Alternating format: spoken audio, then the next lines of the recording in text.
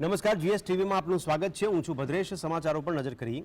ડીસા પાલિકાના પ્રમુખ સંગીતા દવેએ ધારાસભ્ય તરફથી ત્રાસ અને ધમકી આપવામાં આવતી હોવાના આક્ષેપ સાથે પાલિકાના અધ્યક્ષ પદેથી રાજીનામું આપ્યું છે।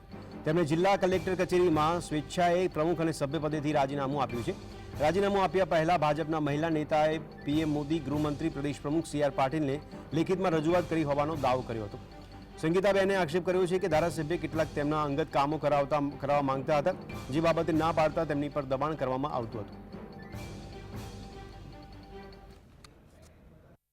અને મને એક મહિલા તરીકે મને ધારાસભ્યશ્રી અને એમના મળતી કોર્પોરેટ તરીકે મને ખૂબ જ ત્રાસ આપવામાં આવે છે।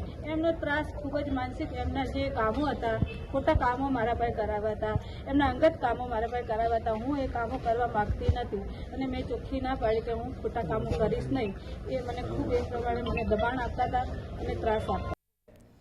તો આજ અંગે વધુ વિગત આપી રહ્યા છે અમારા સંવાદદાતા ધ્રુવ। ધ્રુવ, જણાવશો કે સંગીતાબેન રાજીનામું આપ્યા પછી ભાજપમાં કેવી હરકતો અને સાથે સાથે જે એમણે આક્ષેપો કર્યા છે તેને લઈને પ્રત્યુત્તર આપવામાં આવ્યો છે કે નહીં ભાજપમાંથી? જી ચોક્કસથી ભદ્રેશ, જે રીતે વાત કરવામાં આવે ડીસા નગરપાલિકામાં ભાજપનું શાસન હોવા છતાં છેલ્લા ઘણા સમયથી ભાજપના સભ્યો બે જૂથોમાં વહેંચાઈ ગયેલા છે, જેમાં પાલિકાના બીજા ટર્મના સંગીતાબેન પ્રકાશભાઈ દવે પ્રમુખ બન્યા હતા ત્યારથી જ એક જૂથ તેઓના વિરોધમાં થઈ ગયું હતું। આ વિરોધની નગરસેવકોએ અગાઉ પાલનપુર જિલ્લા ભાજપ ઓફિસે રજૂઆત કરી હતી। ત્યારબાદ સવા વર્ષ દરમિયાન સતત આવનાર નારાજ સભ્ય રજૂઆતો પણ કરી ચૂક્યા છે। રાજીનામા આપી છેક પક્ષના મોવડી મંડળ સુધી રજૂઆતો પણ કરી છે।